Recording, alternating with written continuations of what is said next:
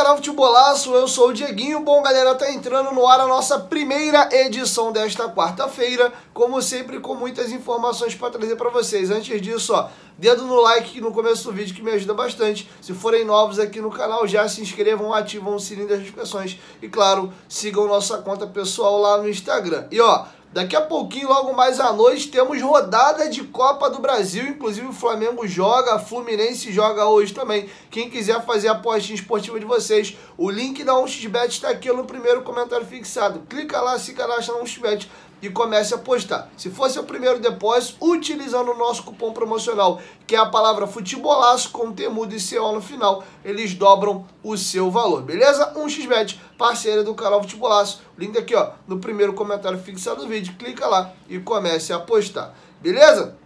Dito isso, vamos começar o vídeo com uma informação agora já oficial. O Juventude oficializou a contratação do meia atacante Nenê, que se despediu do Vasco ontem. Trouxe para vocês, inclusive, aqui uma entrevista muito emocionante dele, um pronunciamento do Paulo Brax. E eu vou ler para vocês a forma como o Juventude anunciou a chegada do Nenê. Com objetivos bem definidos para a Série B do Brasileirão, o Juventude tem a felicidade de anunciar a contratação do meia Nenê. Ídolo do Vasco, agora chega ao Jacone para conquistar mais uma torcida em sua incrível carreira. O atleta chega nesta quinta para assinar contrato com o Verdão. Então o Nenê é aguardado amanhã lá no Alfredo Jacone. Inclusive eles colocaram já um vídeo com vários lances do Nenê. Me chamou até a atenção que na maioria dos lances do Nenê começam com 2 lances de São Paulo, depois passa um caminhão de lances do Fluminense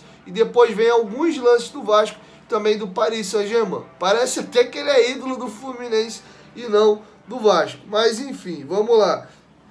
O próprio Juventude já divulgou a camisa do Nenê. Vai ser a camisa número 77, que foi a primeira camisa que o Nenê usou nesse retorno ao Vasco agora, porque a 10 quem usava era o Morato, né? E o Nenê estava usando ali a camisa que já tinha dono depois que ele pegou a 10 só na virada da temporada, tá bom? Então, eles inclusive colocaram assim, ó, quem não garantiu a camisa neblineira personalizada no Nenê é maluco. Aí botaram o linkzinho lá de onde possam comprar. E agora, cara, um fato curioso. O nosso atacante Pedro Raul virou manchete aí nos sites de fofoca, né? O Extra fez uma matéria falando aí que o jogador teria começado um affair, um relacionamento com a ex do Gabriel Medina, a Yasmin Brunet. Eu queria trazer para vocês a matéria até de uma forma descontraída, né? Para quebrar um pouco o gelo aí com o ambiente do Vasco anda meio pesado. Mas vamos à matéria que ela é curtinha. O feriadão que passou uniu 2 dos rostos e corpos mais bonitos do país. Yasmin Brunet e Pedro Raul ficaram juntos num festão que rolou no último sábado no centro do Rio. A modelo e o jogador do Vasco já tinham trocado mensagens pelo Instagram e para o primeiro beijo foi algo rápido e certeiro, como uma baita batida de pênalti, que desta vez o Pedro Raul não perdeu. Segundo o perfil Condomínio da Fifi no Instagram, Yasmin, de 34 anos, e Pedro Raul, de 26, chegaram separados na festa Seu Vidal, que reuniu muitos famosos, entre eles Juliette, Marvila e Jade Picon, que depois de uma treta por conta de Gabriel Medina, que é o ex da Sereia, voltou a ser seguida pela modelo. Os dois estavam na área VIP do evento. Pedro foi com Thiago Galhaço e outros amigos. Nos registros feitos pelo fotógrafo oficial da festa, apenas Yasmin Brunet e o irmão de Bruno Galhaço posaram para fotos. Pedro preferiu ficar no anonimato, como faz também na vida. Segundo pessoas próximas ao atacante, ele não gosta de ter a vida pessoal exposta.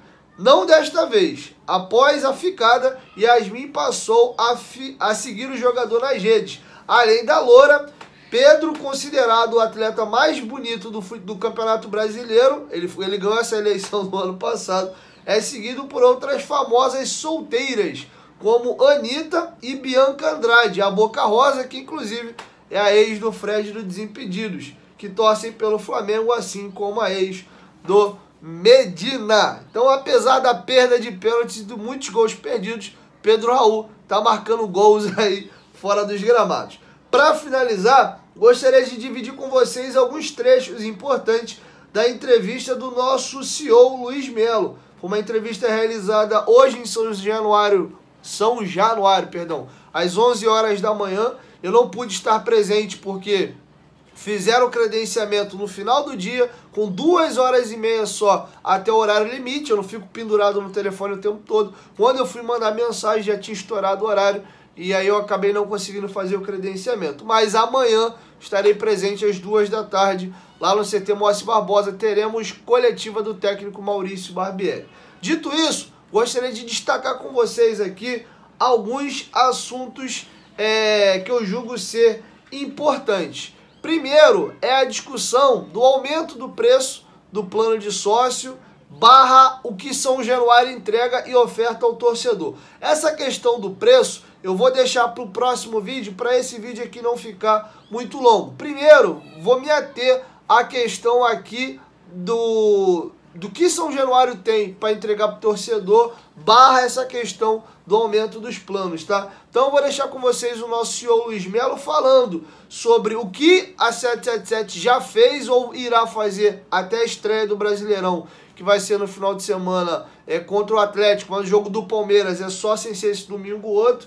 Ele cita a questão da troca dos bares, troca da tiqueteria, que cuida dos acessos e da compra dos ingressos para o estádio, e ele aproveita e comenta a situação do contrato entre Vasco e 777 pela manutenção de São Januário. A 777 não é obrigada a reformar São Januário, a fazer melhorias no estádio. Ela é obrigada a manter.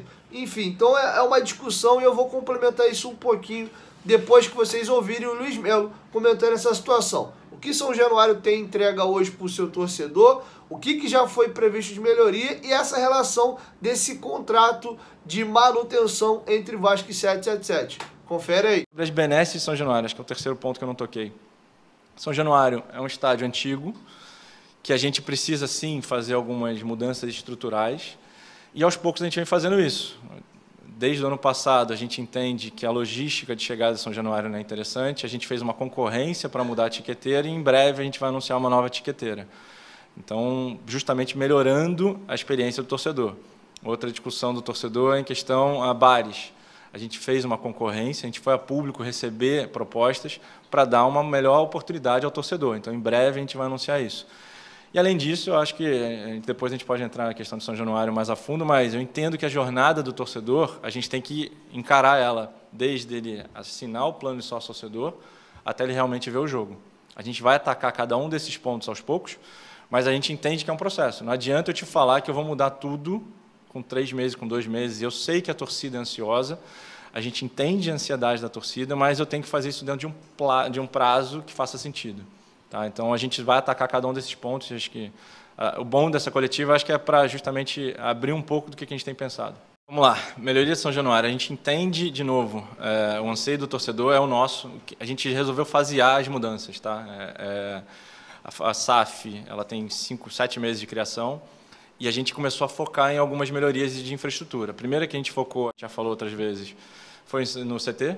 Então, a gente fez algumas melhorias no CT. Hoje o CT, estacionamento era esburacado, a gente comprou novos equipamentos, a gente melhorou a estrutura de academia, a gente deu uma nova estrutura para os atletas do profissional, que quando eles regressaram das férias, eles tiveram acesso a isso. Depois, a gente começou a dar a estrutura para o pessoal da base. A gente mudou algumas coisas, obras na Pousada Almirante, vem fazendo isso.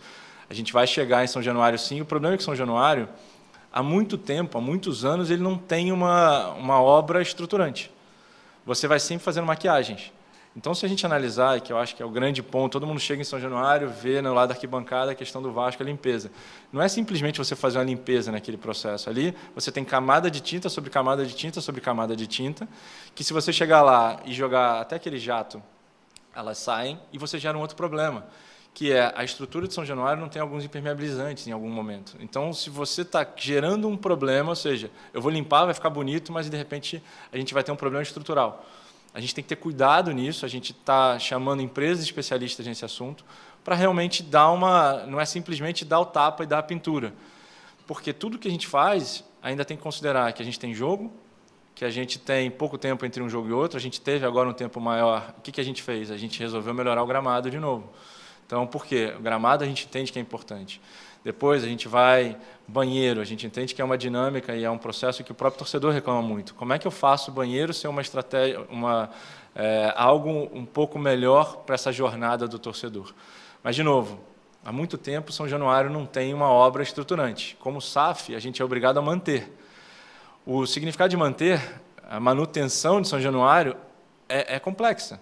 Porque o manter é só dar um tapa, é a gente entrar a fundo da obra, a gente tem discussões com a prefeitura, já foram faladas outras vezes, sobre um potencial construtivo. Então, que tipo de obra que eu faço que faça sentido no futuro?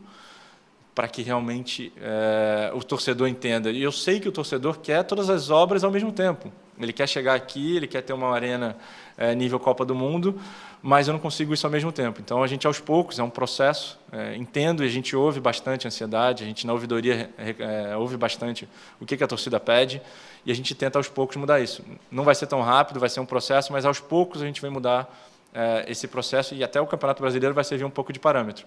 A gente já mudou o gramado, a gente está mudando a tiqueteira, a gente vai tentar mudar os bares, e, ao longo do tempo, a gente vai mudar cada um desses aspectos. Bom, como eu disse, a questão do aumento dos preços aí, eu vou comentar num outro vídeo. Eu gostaria de estar hoje na coletiva para tentar tirar mais algumas informações do Luiz Melo nesse aspecto específico, porque eu acho que não ficou claro. O próprio Luiz Melo deu a entender que na própria fala dele não está tão claro para eles. Vocês viram que teve um momento que ele falou assim: a gente tem um contrato que a gente é obrigado a fazer a manutenção, mas o que é de fato essa manutenção? O que seria uma reforma? Que São Januário precisa de uma reforma, isso é inquestionável. Agora, o que a gente tem que entender, qual é a obrigação da 777 no que tange ao aluguel? Vamos lembrar que o que a 777 tem com o Vasco é um contrato de aluguel. Vou dar um exemplo que vai ficar fácil para todo mundo entender a linha de raciocínio e a gente voltar para o caso do Vasco. Acredito que muitos de vocês que estão me assistindo devem morar de aluguel, ou por achar que financeiramente é mais interessante, ou porque realmente não teve condição de comprar uma casa própria ainda. Então vamos lá. Quando você aluga o imóvel de alguém, qual é a obrigação que você tem? Pagar o aluguel e na hora do momento de devolver a casa para o proprietário, é entregar ela como você pegou, beleza? Quando você mora na casa de alguém, alugando, quando você quer fazer alguma melhoria no imóvel, você primeiro tem que contactar o proprietário, ó, eu gostaria de fazer uma obra XYZ aqui. E normalmente você negocia isso para ser descontado no aluguel. Não é assim que funciona? A não ser que o dono fale assim: não, cara, eu preciso do aluguel aí, então não faz melhoria nenhuma não. Continua do jeito que tá. Normalmente é assim. E aí vamos voltar para o caso de São Januário. Algumas coisas que são cobradas não é manutenção, é obra. A 777 recebeu os banheiros do Vasco da forma que é. O que é manutenção? Ele tá cheiroso, tá limpinho e mantido como foi recebido. A partir do momento que você faz novos banheiros, e eu acho que o banheiro de São Januário é horroroso, tá? Acho até insalubre, você não está mantendo, você está reformando. E, de novo, quando você faz uma reforma, aquilo é obrigação do proprietário. Se você faz, às vezes você faz um acordo, ó, eu vou reformar aqui, e aí tu me devolve esse dinheiro aí em forma do aluguel. Desconta parcelado, ou eu fico meses sem pagar vezes o valor que eu paguei aqui. Tô dando um exemplo, tem um aluguel de 3 mil reais e eu fiz uma reforma de 9 mil. Então durante 3 meses eu não te pago o aluguel, que vai abater nos 9 mil reais que eu fiz a reforma, e depois eu volto a te pagar. Eu fiz uma melhoria no imóvel que é teu, não é meu. Então eu acho que esse é um ponto nevrálgico e eu queria estar presente hoje lá para tentar tirar mais situações do Luiz Melo, que eu acho que ele não foi muito claro. Eu tô na dúvida ainda o que é da obrigação da 777, o que é do Vasco. O gramado, sim. O gramado foi entregue decente, o Vasco joga sempre ali e eles têm mantido, têm cuidado. A questão da pintura da arquibancada, que já tá velha, né? Normalmente já se pintou de Vasco, escrito Vasco, já fizeram Cruz de Malta, já teve CRVG, passou por várias pinturas ali as arquibancadas de São Januário. Então, assim, pintura das arquibancadas não entra no aspecto de... beleza, não é reforma, é manutenção, mas você recebeu o estádio com ele todo pintadinho, tá entendendo as situações que eu tenho dúvida aqui? Então, acho que esse é um ponto interessante para a gente discutir. De resto, tem uma outra discussão que teve uma conversa informal com a imprensa que eu já citei para vocês aqui, que é a seguinte: beleza, a gente vai lá, derruba os banheiros, fazem banheiros novos, melhores, mas está se negociando potencial construtivo, que é claro, eu trouxe para vocês aqui. O Luiz Melo falou mais cedo na Vasco TV, vocês vão ouvir aqui em outro momento. E o Juan Cinegas falou na entrevista lá prévia, o Vasco e a 777 não estão satisfeitos com o São Januário. O Vasco não quer mais São Januário do jeito que ele está. O Vasco quer fechar ele para aumentar a capacidade. Enquanto isso, jogar no Maracanã. Enquanto não se esgotar a situação do Maracanã, o Vasco vai continuar tentando pegar o estádio. Porque São Januário hoje é inviável para o Vasco. É pequeno. Nós temos uma torcida para ter médias de público maiores e faturar mais dinheiro, que é um assunto que a gente vai discutir no próximo vídeo aqui. Então, se vai se fechar para reforma, vale a pena você gastar dinheiro em algumas melhorias agora, que daqui a pouquinho você vai praticamente botar o estádio abaixo. Não é burrice, não é jogar dinheiro fora.